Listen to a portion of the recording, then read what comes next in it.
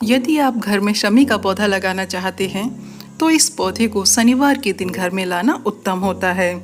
और शमी के पौधे को आपको इस तरह से लगाना है, जब आप घर से बाहर जाएं तो ये घर के बाहर आपके दाहिने हाथ पर रहे। यदि घर के बाहर इस पौधे को लगाना संभव नहीं है तो आप इसे अपने घर की छत पर भी लगा सकते हैं। शमी के पौधे को घर की छत पर दक्षिणी हिस्से में लगाना चाहिए, लेकिन यदि आपकी छत पर दक्षिणी हिस्से में धूप नहीं आती है तो आप इसे अपनी छत पर ईशान कोण में भी लगा सकते हैं।